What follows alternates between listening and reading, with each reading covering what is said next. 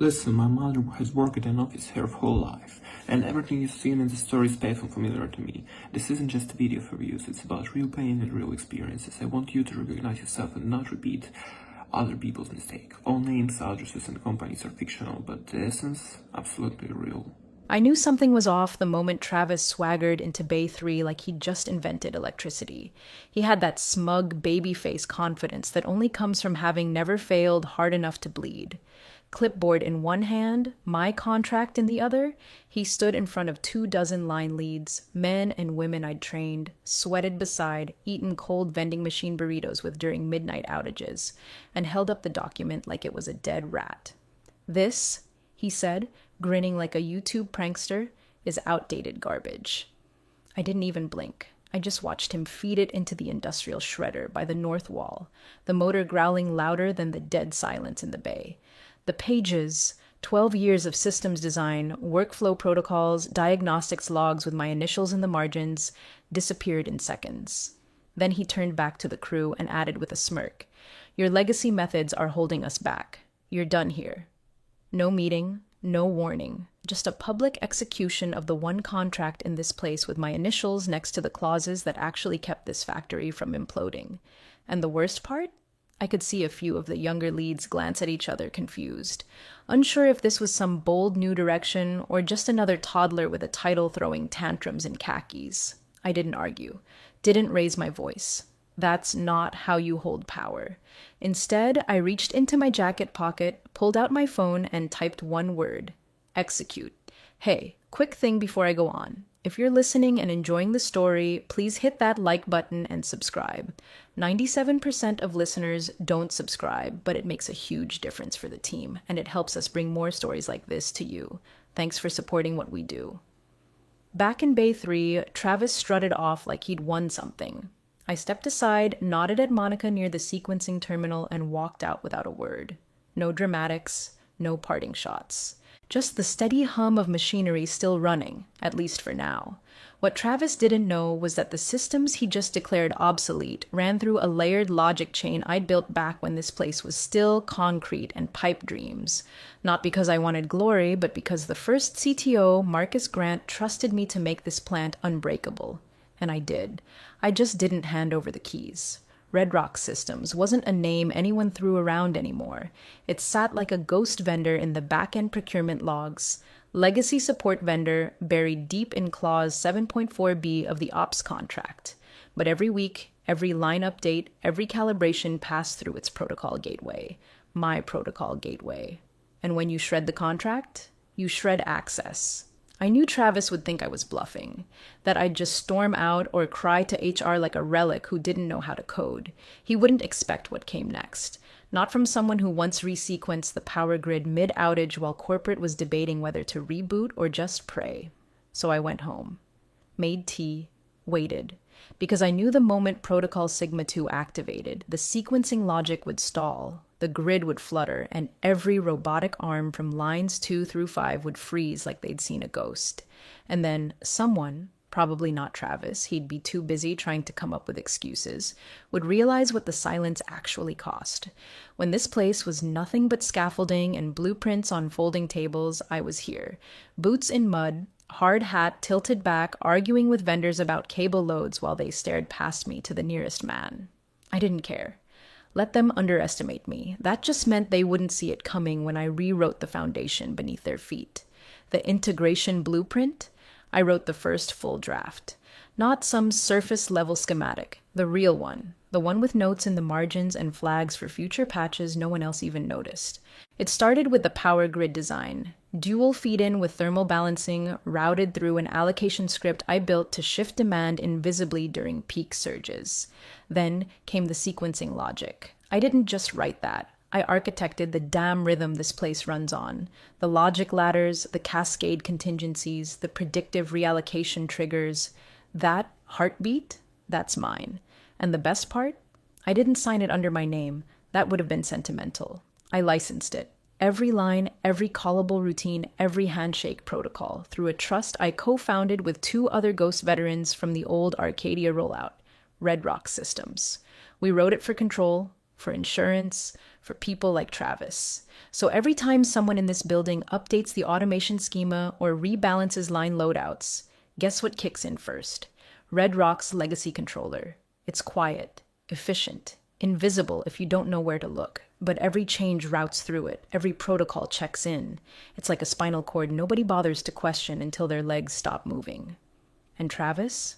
Oh, he thought legacy meant outdated, like I was just another consultant with laminated diagrams and obsolete jargon. He never once paused to ask why the weekly runtime audit logs always came back marked verified RS. He thought that was a typo, or worse, meaningless.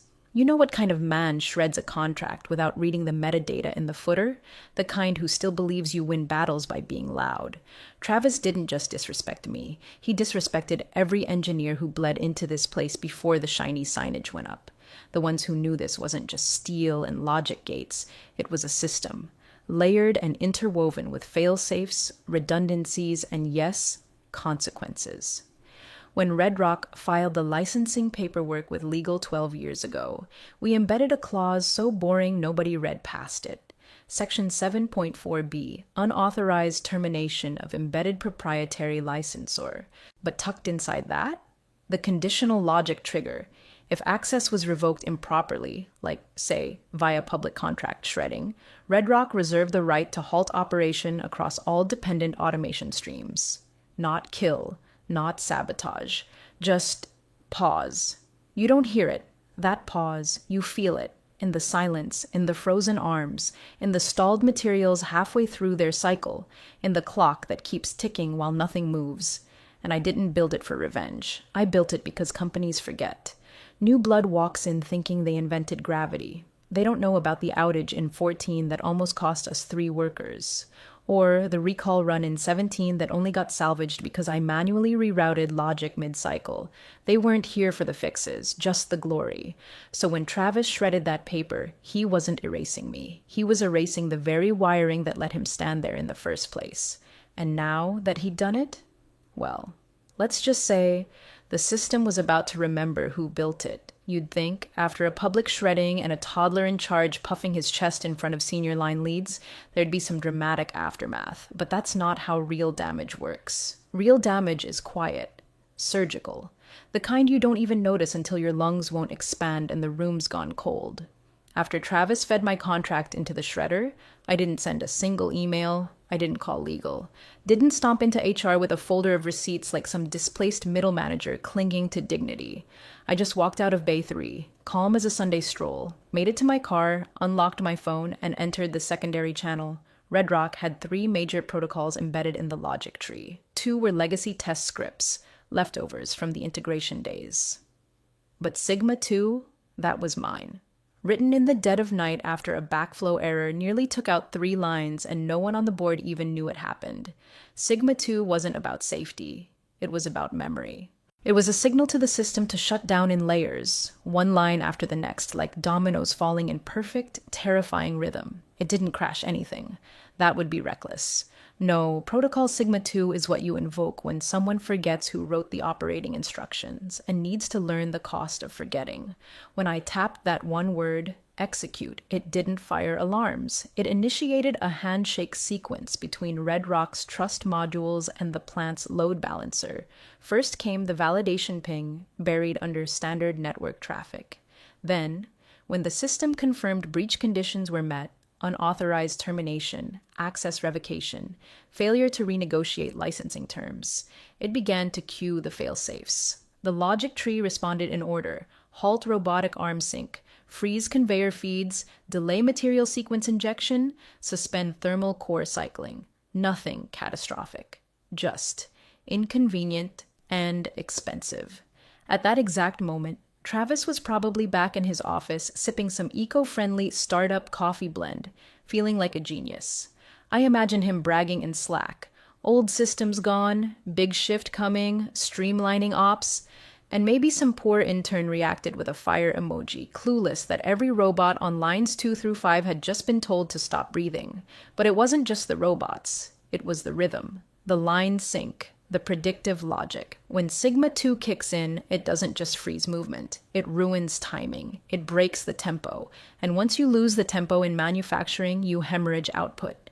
SLAs start screaming, orders delay, clients call. Panic starts whispering through the hallways. Back when I first drafted Sigma 2, Marcus, our then CTO, asked why I was so meticulous with the failover sequence. Why not just trip a breaker? He asked. Because, I told him, the goal isn't destruction, it's memory. We don't want them to burn, we want them to flinch. And Travis? He was about to flinch so hard it'd leave a scar. I kept my phone open, watching the back-channel logs refresh every 30 seconds. Ping. Verified. Ping. Sync paused. Ping. Line 2 halted. Ping. Line 3 stalled. No fireworks, no error messages on the central dashboard just yet, but it was coming. The silence, the stillness, the kind that gets expensive by the second. And the best part? Nobody had a clue it was me, because I didn't leave a footprint. Just a countdown. At exactly 10:41 a.m., the factory blinked. Just once. Not a full blackout. No drama, no sparks, just a brief, subtle flicker. The kind of thing you might miss if you weren't trained to watch the rhythm of this place the way a cardiologist watches an EKG. But I saw it, even from the parking lot. Inside, over lines 2 through 5, the high-frequency buzz of productivity choked off mid-breath. Robotic arms locked in place like statues, gripping half-assembled units mid-cycle. Conveyor belts shuddered to a stop, their logic trees suddenly unresponsive. Material feeders blinked red. No flow, no sync. The air didn't fill with shouting. It didn't have to. The silence was louder than any alarm. Every second that passed wasn't just a delay. It was a cost. SLAs don't care about your ego. They care about output. If a part doesn't move when it's supposed to, if a system doesn't deliver what it promised by the millisecond, those contract clauses light up like Vegas. First second, 2 assemblies stalled, feeders still running. That's scrap. $5,000 gone. Second, line logic defaults to emergency safe mode. Now all inventory and queue must be purged. 3rd through 6th seconds, heat processing times desync. Material deformation risk rises. Another $12,000 in waste. 7th to 11th, fulfillment delay registers on the master order tracker. Flagged for audit. Penalties triggered. By the time a line supervisor ran to the manual override panel and slammed the reset switch, too late, by the way, the plant had hemorrhaged $230 in throughput and material losses. That's not a guess. That's the number the system logged to the cent. And it all happened in 11 seconds. Travis was probably halfway through explaining his streamlining vision to a product lead when his phone rang. I wasn't there to see his face, but I've been on enough factory floors to picture it. He probably smiled when he saw the CEO's name pop up. Thought it'd be praise. Then he picked up, and I imagined the voice on the other end wasn't asking for a quarterly roadmap. Why the hell did the line just hemorrhage $47,000? No hello, no small talk, just a gut punch. I'd routed Sigma 2 to trigger only on impacted production logic, so the finance terminal still ran, and I knew from experience that the CEO, bless his old-school paranoia, kept real-time cost monitoring on his second screen at all times. So the moment the numbers went red, he called. Not IT, not Travis's ops leads. Travis. That's how fast the narrative turned. From bold new leader to the guy whose first real decision tanked a production run. I sat in my car, watching the control system's passive diagnostics confirm the halt sequence had resolved properly. No damage to hardware, no breach of safety, just a whole lot of expensive nothing. The line crews didn't yell. They just looked around, confused, glancing up at the frozen machines they trusted. Some of them had been here longer than Travis had been out of diapers. They knew the sound of systems breaking. And more importantly, they knew the silence that comes when someone pulls the wrong thread.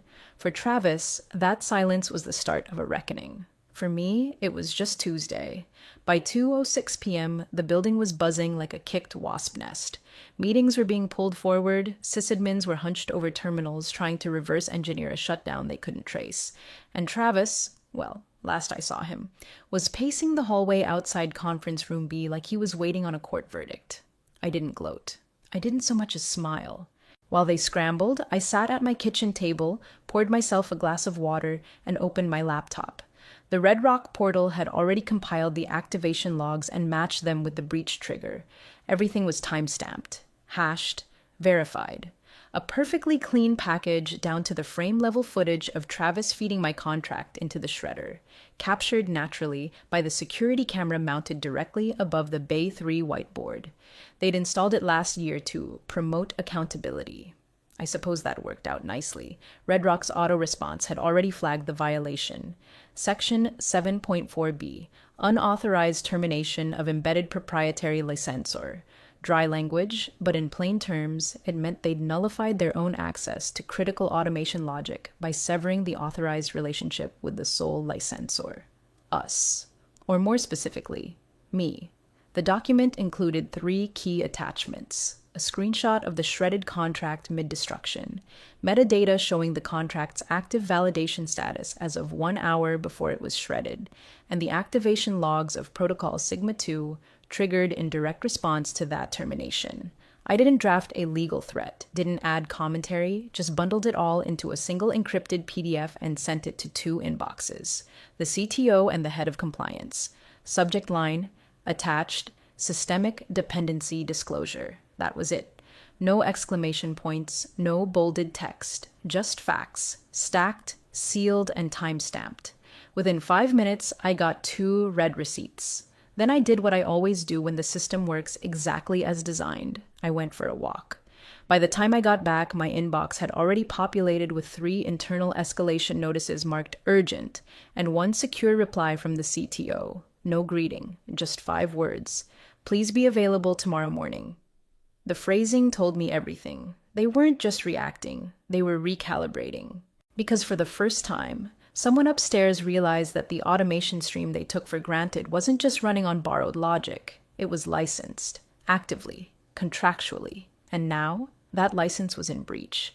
They'd been treating Red Rock like a one-time vendor, something baked into the past, legacy support they could rip out and replace. They forgot that legacy doesn't mean irrelevant. It means irreplaceable unless you're willing to rebuild from the ground up and pay for the privilege. That afternoon, Travis was nowhere to be seen. Someone said he was with HR. Others claimed he'd gone home to investigate the root cause. But the system didn't need investigation, it needed memory. And memory was something I'd architected into every line of protocol, every clause of the contract, every step they skipped when they stopped reading after the word legacy. I didn't need to yell. I'd already written everything they needed to learn. By 8:32 a.m. the next morning, every board member had filed into the main conference room, the one with the frosted glass walls and the perpetually malfunctioning smart whiteboard. But this time, no one was fiddling with cappuccinos or glancing at phones. The tension in that room wasn't corporate, it was surgical, the kind that slices before it even touches you. I wasn't in the room, of course. I didn't need to be. I'd already sent everything that mattered. The CTO stood at the head of the table, not wearing one of his usual bright ties. Just a dark button-up and a jaw set so tight you could crack walnuts on it. The first slide of his deck didn't mince words. White letters, black background, vendor-controlled logic streams. He didn't bother with a preamble. Just clicked to the second slide and started reading Clause 7.4b. Any unauthorized disruption or termination of Red Rock-aligned workflows shall result in immediate and full revocation of embedded intellectual property licensing rights, including but not limited to runtime logic, synchronization protocols, and predictive automation scripts deployed within operational machinery. There was a beat of silence. Then the chair, a woman named Margaret, whom I'd met twice during quarterly reviews, slowly looked up from her printed notes. Who signed that contract? The CTO turned his head toward the end of the table, where the CFO sat with a manila folder unopened in front of him. He cleared his throat. The founder, he said quietly, in the first build-out phase, 11 years ago. Margaret's gaze didn't soften. And who shredded it? You could have heard a gnat sneeze. All eyes turned to Travis, sitting 2 chairs down from the CTO. His face was pale, lips pressed into a line like he was trying not to vomit. He didn't answer immediately, probably hoping the question would redirect. It didn't. Travis, the CTO said, voice low and clinical. You're listed as the acting operations manager on the date of the incident. You were the only executive present on the Bay 3 floor when the termination event was enacted. That was their way of saying, "We have you on tape, idiot." "I didn't know," Travis started, but Margaret cut him off with the kind of tone that could freeze time. "You didn't read it." He opened his mouth again, but nothing useful came out. "The contract," she said, now pacing the room slowly, arms folded, "was written to outlast leadership turnover. It was embedded with conditionals, fail-safes. You destroyed it in public, on camera, in front of line leads, without legal counsel, without escalation, and without review. And now, because of your ego, we are not only liable for the $47,230 in operational loss. We are exposed to systemic license revocation." She paused by the window, looked out at the parking lot like she might find a better board somewhere down there, then turned back. "What's the cost if Red Rock refuses to reinstate usage?" The CTO answered this time, tone grim. "Conservatively, rebuilding the protocols from scratch would take 6 to 8 months, require 4 senior engineers we don't currently employ, and delay Q3 output projections by 28%. Best case cost to redevelop what we already had, somewhere north of $3.4 million. The air left the room. I imagined Travis sinking an inch into his chair, realizing for the first time that streamlining operations doesn't mean erasing people you don't understand. It means understanding the systems before you try to own them. And today, the system was speaking back, not with fire, just with facts. They didn't fire Travis, not officially. That would have been too clean, too decisive. Instead, they moved him sideways into some nebulous strategy role with no reports, no direct oversight, and no reason to show up in the plant again. A cubicle near the HR annex, I heard. Somewhere quiet, out of sight. The corporate version of exile. There was no company-wide memo, no speech about new opportunities or leadership transitions. Just a morning where his name vanished from the project boards and someone else's credentials were authorized for floor access. That someone? Nate Whitaker, systems integrator from the original install team, back when this place still smelled like drywall and ambition.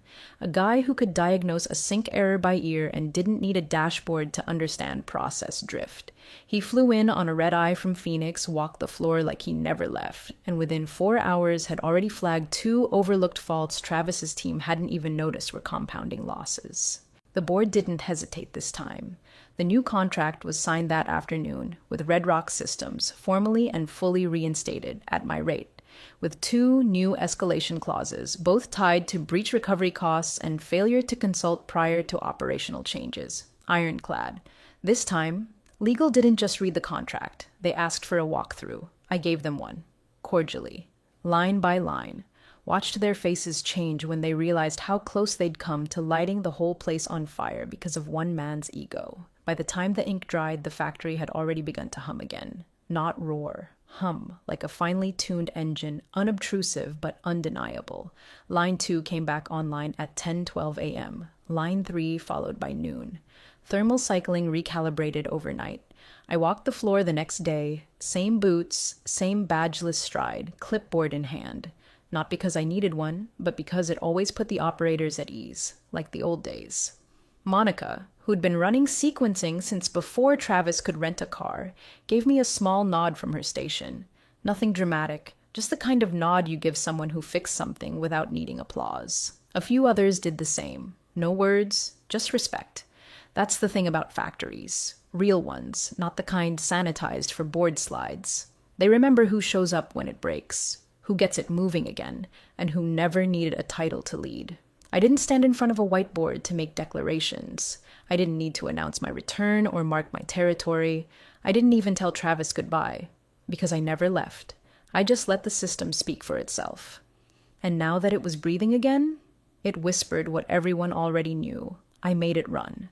It was a Thursday, 2.5 weeks after everything had settled, and the smell of burnt coffee greeted me before the door to the break room even finished swinging open. I stepped inside, reached for the carafe, and that's when I saw him.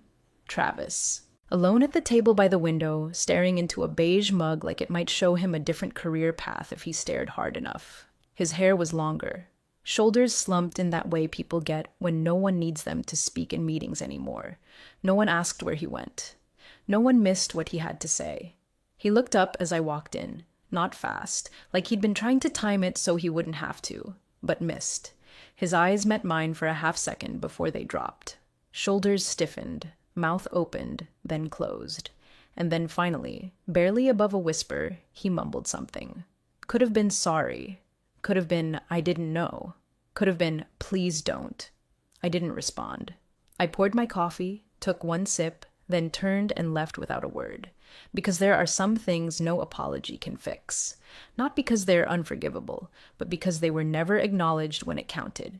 It's not about revenge. It's not even about punishment. It's about clarity.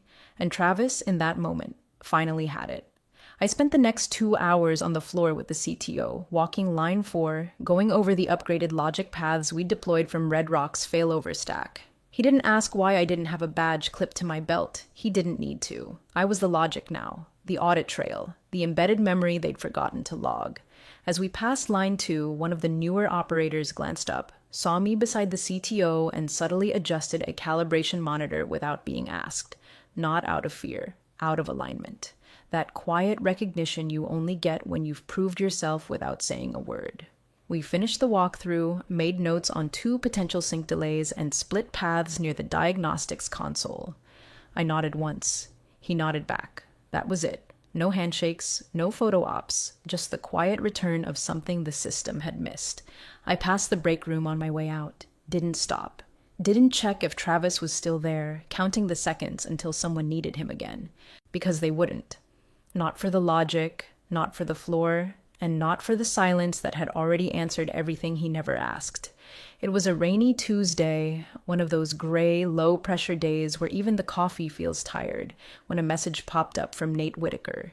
Just a link and 2 words. You'll love this. I clicked, expecting some automation meme or maybe another vendor horror story. Instead, it took me straight to LinkedIn. Travis G., former operations manager, passionate about innovation, seeking new opportunities in the manufacturing and tech optimization space. No shame, no reflection, just the same hollow buzzwords he always clung to like armor. It was the professional equivalent of a shrug, like none of it had happened. No shutdown, no breach, no public unraveling in front of the board. But then I saw the comment.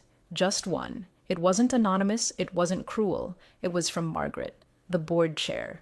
Start by reading the fine print next time, especially the parts you don't understand.